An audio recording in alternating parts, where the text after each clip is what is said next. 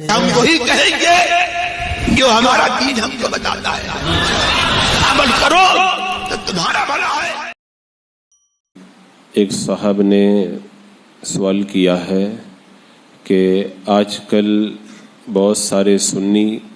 اپنے بچوں کو دارالعلوم دیوبند میں بھیجتے ہیں اور یہ کہتے ہیں کہ جب اردو عربی سیکھ جائے گا تو ہم نکال کر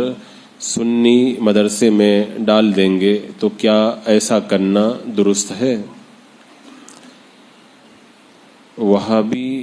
دیوبندی سے بچوں کو پڑھنا اور پڑھوانا ناجائز و حرام ہے، کیونکہ علماء اہل سنت کے فتاوی کی روشنی میں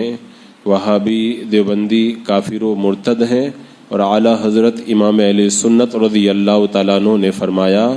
کہ وہابی دیوبندی مولویوں سے کسی بھی بے دین سے علم دین حاصل کرنا، علم دین سیکھنا اور ان کو اپنا استاد بنانا ہرگز جائز نہیں ہے۔ اور ایک جگہ اور آپ نے ارشاد فرمایا کہ بد مذہبوں سے بچوں کو پڑھوانے کے بارے میں جب آپ سے سوال ہوا تو آپ نے ارشاد فرمایا یہ حرام حرام حرام ہے،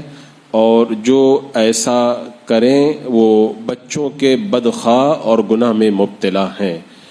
اور امام محمد بن سیری رضی اللہ تعالیٰ عنہ جو حضرت انس رضی اللہ تعالیٰ عنہ کے شاگرد ہیں، آپ کی بارگاہ میں دو بد مذہب آئے اور عرض کی کچھ آیات قرآن کی ہم آپ کو پڑھ کر کے سنائیں۔ آپ نے فرمایا میں نہیں سننا چاہتا۔ انہوں نے کہا کہ کچھ اللہ کے رسول علیہ السلام کی حدیثیں سنا دیں۔ آپ نے فرمایا میں نہیں سنتا۔ ان لوگوں نے اصرار کیا تو آپ نے ارشاد فرمایا تم یا تو اٹھ کر کے چلے جاؤ یا پھر میں اٹھ کر کے چلا جاتا ہوں۔ وہ جب چلے گئے تو لوگوں نے پوچھا کہ حضور آپ قرآن کی آیت یا حدیث سن لیتے تو کیا ہوتا؟ آپ نے ارشاد فرمایا میں نے خوف کیا کہ وہ آیات یا حدیث کے ساتھ کچھ تعویل نکالیں اور وہ میرے دل میں بیٹھ جائے تو میں ہلاک ہو جاؤں۔ تو جب ہمارے ائمہ کرام بد مذہبوں سے قرآن اور حدیث سننے میں اپنے ایمان کے لیے خطرہ سمجھتے تھے، تو پھر